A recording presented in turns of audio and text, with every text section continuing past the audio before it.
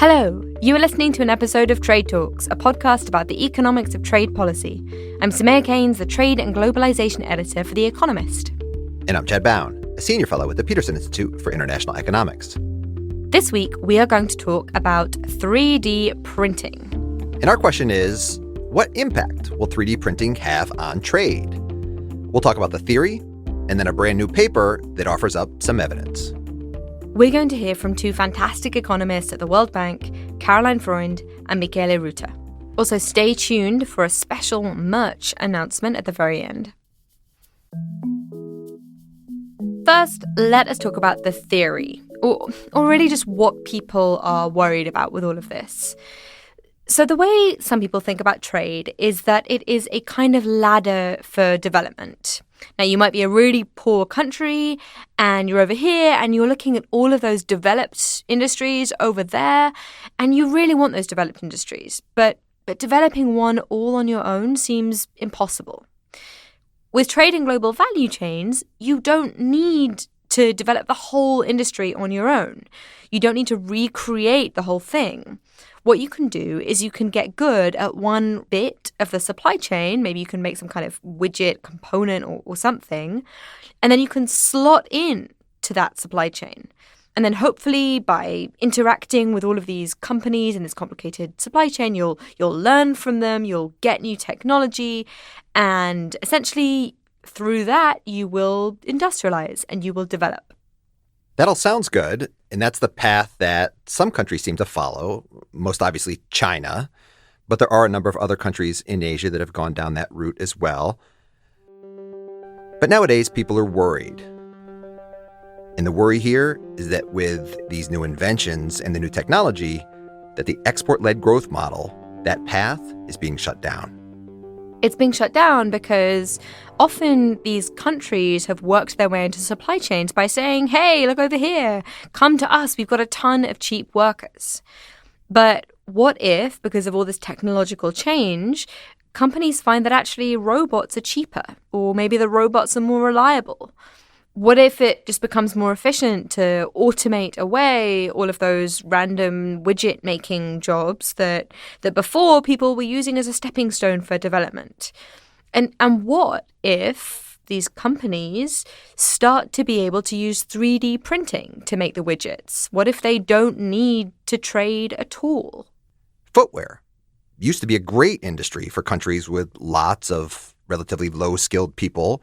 They would use that as a first step on the ladder for economic development. It was part of what worked for countries like Japan and China and other countries in Asia. But nowadays, there's Adidas, this big shoe company, which in the past few years has started to sell some 3D printed shoes, which are manufactured in countries like the United States and Germany. Now, I should say that those are still very high-end, expensive shoes. This isn't yet how these companies are making mass-produced shoes. But it goes beyond shoes.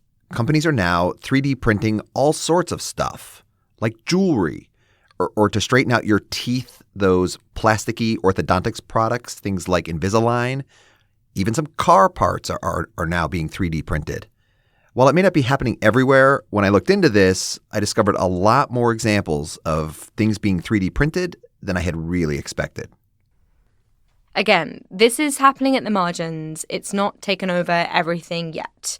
From manufacturers' perspectives, these machines are still quite expensive. But there are a ton of advantages of 3D printing over more traditional ways of manufacturing. Essentially, you're printing out stuff rather than cutting it out of, say, a sheet of metal. So there's much less waste. Products are also easier to customize. And instead of making something over there and lugging it all the way over here, you can just import a digital file and make it here. Using 3D printers also means you don't need to employ those pesky people. Sometimes they get sick, they want to take holiday, they need healthcare, they want higher wages, they go on strike. 3D printers create none of that hassle, although I guess they do break down occasionally, maybe. All of these advantages mean that even though 3D printing might not be something that everyone is doing today, in the future, it could be. It could really take over. So essentially, you have this technology that means that you can just trade digital files and make physical stuff close to where consumers are, maybe. And that's really worrying. If you're a poor country, perhaps you're used to importing loads of stuff and collecting tariff revenue on those imports. If 3D printing happens and takes over everything, then imported stuff isn't going to be a thing anymore. It's just going to be made domestically, and perhaps you lose out on that tariff revenue, and there's a hole in your budget. And also, as we just mentioned, if 3D printing takes over, it means that those opportunities to slot into a foreign company's supply chain, those opportunities could go away. Underlying all of those fears is the idea that 3D printing will reduce trade.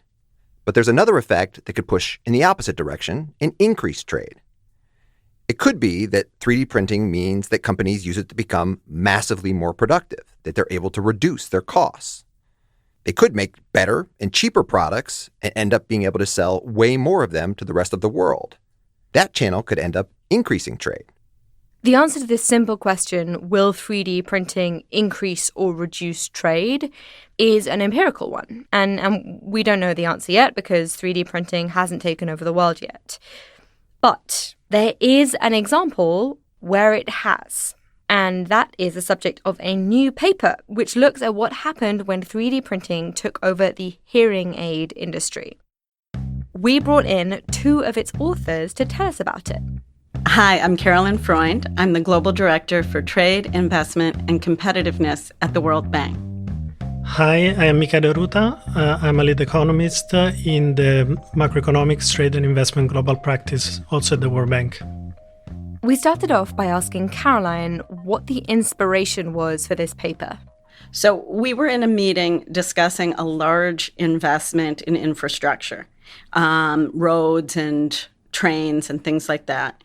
And a very senior person raised the concern that we build all these investments and in the future, we don't actually need them because things will be 3D printed. So we might be building the wrong infrastructure for the future, and we'll end up with all this stranded infrastructure.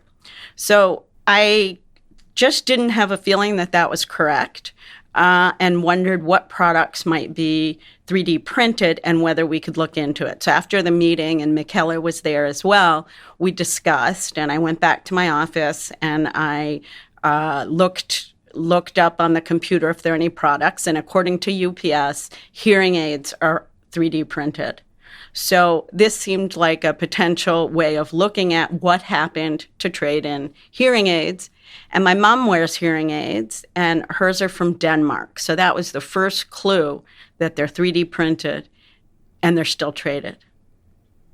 So this question really matters because if trade is about to collapse, then we should be spending public money on other things. We won't need roads or ports if everything is just going to be 3D printed locally. And so Caroline and Michele have this example of hearing aids, this case study where 3D printing had taken over. And as Caroline said, they were still being traded. So that was the first hint that maybe 3D printing wasn't going to lead to the end of trade. Before we get into the paper, we should explain the basics of hearing aids. And the main thing to remember is that they're still pretty expensive.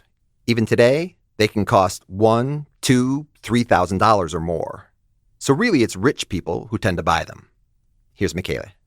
So one interesting thing when we were looking at the data for the US is that around 26% of the people that have hearing problems use hearing aids. I interpret that number as meaning that a lot of people might want to buy hearing aids if they could afford them, or if they were better value. Now, I'd be reluctant to pay $3,500 for anything, but I'd be really reluctant if it wasn't going to fit in my ear properly, or if everyone was going to be able to see that I was wearing a hearing aid. Now let's talk about the fun bit, which is the production side. Before 3D printing, making a hearing aid was really labor-intensive. There were 9 steps in the production process. You had to employ artisans, and you needed some really high-skilled workers to be able to put these things together. Here's Michele on where hearing aids were made. So hearing aids were mostly made in advanced countries, Denmark, Switzerland, Germany. And this is essentially for two reasons. The first one is that this is where most consumers were. Second is has to do with the technology. You need high-skilled labor in order to produce these products, and therefore this is mostly where you find high-skilled laborers in advanced economies close to universities. That was then a long, expensive process to make a hearing aid that could be kind of uncomfortable. And then 3D printing happened. Companies started to sell these 3D printers, which will basically take a digital file and then print out the hearing aid. I asked Caroline what one of these 3D printers was like. So they look kind of like an R2-D2. Some are a little bit bigger, and they are around $150,000. And the companies that produce them seem to have many of these machines that all work at the same time. This was a big deal in the world of hearing aids. Remember, making a hearing aid used to take 9 long steps. So now, instead of casting a mold, a computer could scan the inner ear and make kind of a blueprint, which could be sent to the manufacturer, who could then use that and figure out, based on the shape for a particular ear, where the electronics would go, and then that would get sent to a printer, which would print it out. 3 steps. 3 steps. In the old days, it was 9 steps. Now, only 3. Only 3. And the other massive advantage is that it became much easier to customize the hearing aids. You didn't need all these artisans sculpting them and carving little bits of hearing aid to make it fit into your ear. Michele said that this new technology was so good that it was adopted really quickly. So for a leading company, we had a very good example, and it was actually very fast in terms of the shift. It took less than 500 days, which, if you think is a complete shift in use of technology, is extremely fast. We should say they didn't have data on the rest of the industry.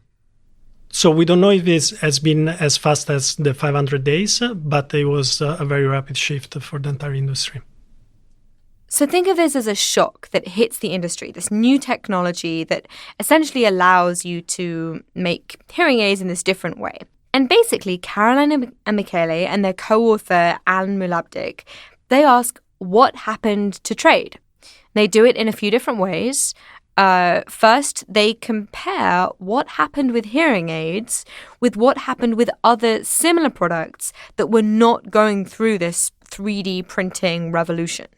Now, if trade with all of them increased in the same way, then perhaps the trends weren't anything to do with 3D printing. Here's Michele. And when we compare the hearing aids to high-tech products, we saw that right around the time of the adoption of 3D printing, international trade largely increased relative to these other products. So something had happened that boosted international trade. And then they used a couple of more sophisticated economic techniques to figure out what's going on. One technique is something called a difference in difference estimation, and another is referred to as a synthetic control method. But basically what they do is they assume that 2008 was the year that this 3D printing revolution took over hearing aids. And they use that year cutoff to test whether trends in hearing aids diverged from trade in other similar products. And these econometric, these fancy economic techniques help them isolate in on hearing aid trade compared to other things with other similar important characteristics. It's more complicated than just eyeballing different trends in the data for different products. What they're trying to do is to take account of the fact that other things might be changing at the same time as this 3D printing.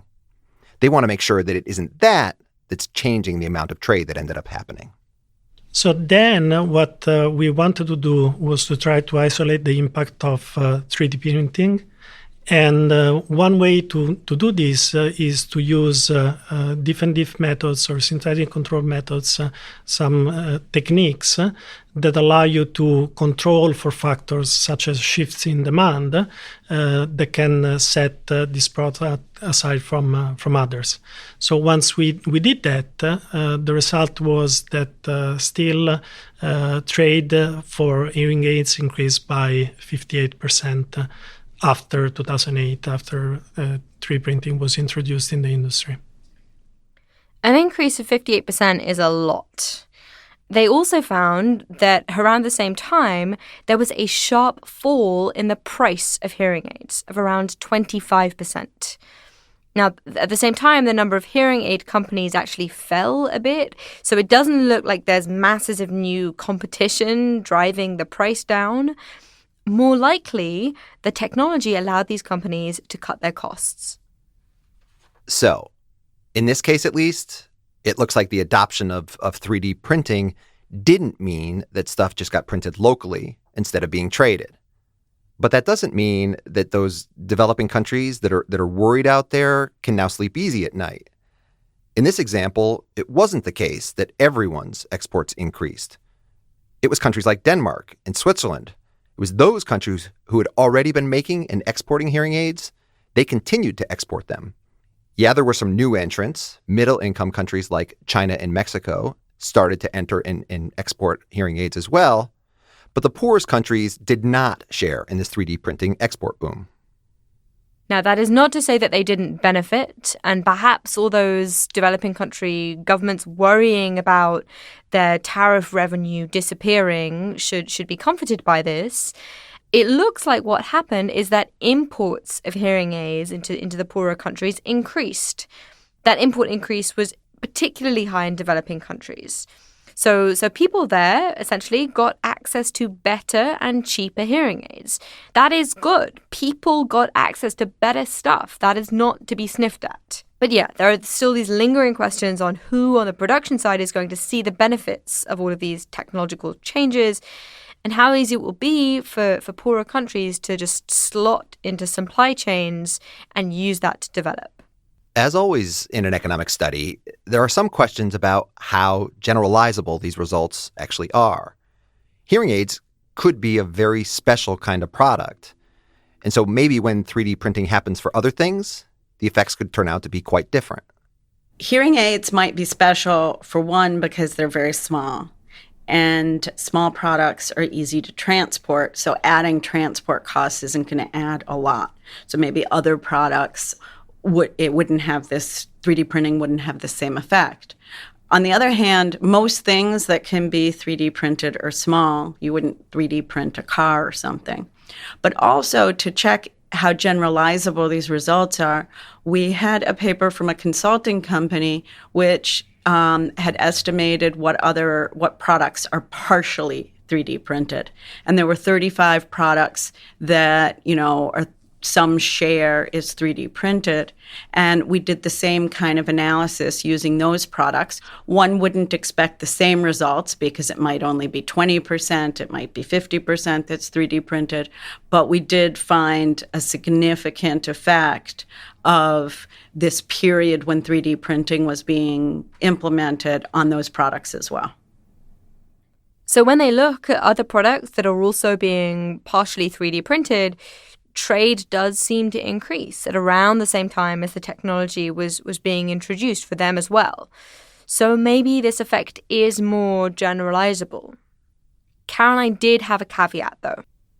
Among those products that are partially 3D printed, the heavier the product, the smaller the effect was. So it looks like the effect of 3D printing on trade depends on the size of the object being printed. Its boost is bigger for smaller objects. And that makes sense. Something small, you might be happier to ship long distances. But for heavier things, if you can 3D print it, then you're going to try to put the printer where the customers are in order to save on those big transportation costs. I guess it's going to come down to the trade-offs that you have. On the one hand, if you just 3D print everything in one mega hub and then send it out to the rest of the world, you might get benefits from economies of scale from having just one production center or very few production centers. On the other hand, obviously, if you print the stuff where the consumers are, then in those cases, you'll save on the transport costs. In the case of 3D printing, it looks like it made more sense for the companies to print the things mostly in a very few places. Transport costs were low, and so overall trade increased. It's clearly still very early days with this technology. We still need much, much more evidence. But I think the messages that we can take away from this one example are that there are legitimate fears about who is going to benefit from technological change and whether future paths to development will look the same as they did in the past. Whatever happens, the effects are going to vary across sectors, products, countries, skill levels, and those differences are going to be very, very important to pay attention to. And finally, I think for now, it is safe to assume that we are going to be trading stuff for a little while yet. And that is almost all for Trade Talks. So we have swag. Finally, swag that we can share with our listeners. Okay, so if you're going to give this announcement, you're going to need to give it much more efficiently because our listeners' time is precious. So you want to give away swag. How do they get the swag? They're going to have to go on Twitter, and they're going to have to tweet it at us, at @trade__talks. What do they tweet? They're going to have to tweet something that they love about Trade Talks, whether maybe it was their favorite episode, an interview that we did with somebody that they enjoyed. Okay, I'm going to cut you off here. This sounds really, really cringe. Also, I think you'll note that last episode we ran out of double underscore jokes. So there's an obvious thing that we want from listeners, so they can give us those, right? That's Yes. a better idea. Okay, jokes would be good, but whatever they tweeted us, they need to include the hashtag. Do you say hashtag when you do this kind of thing? Oh my God, Chad, you're killing me. Just Trade Talks Pod. Okay. It's fine. But whatever they tweeted us, they need to include the hashtag Trade Talks Pod. That's Trade Talks POD. If you do that, you have the chance of winning some new and exciting Trade Talk swag. So just tweet random stuff at us and we'll give you stuff? That's the offering? So wait, hang on. Are we harvesting people's data? What are we getting out of this? I'm trying to remember what the algorithm was for how this works. So I think what happens is once they tweet at us, if they're a follower of Trade Talks, we will DM them and figure out a way how they can get us their contact information to be able to mail them their very fancy swag. No, that's not what I asked. I asked what's in it for us. You and I? What's in it for us? Yeah. Data? No, we don't really want anybody's information. Are they going to give us free advertising by wearing the merch? Yeah, I think that's basically it. Okay, so their friends will be like, hey, what's that really cool merch you've got? Yeah. Trade Talks, that sounds cool. And then they'll listen to Trade Talks. I think that'll be what happens. That's the aim. Yeah. Okay.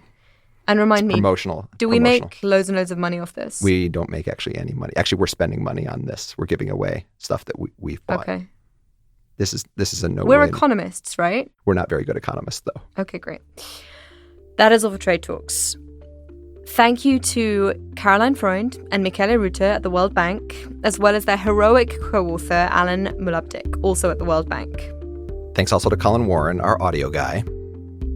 Do follow us on Twitter. I'm at Samaya Keynes. And I'm at Chad Bown. And we're on @trade__talks. That's not one but two underscores, @trade__talks. Because two World Bank economists is better than one. What's that? Because two World Bank economists is better than one. Our cringiest 2 underscores ever. Listeners, we need your help.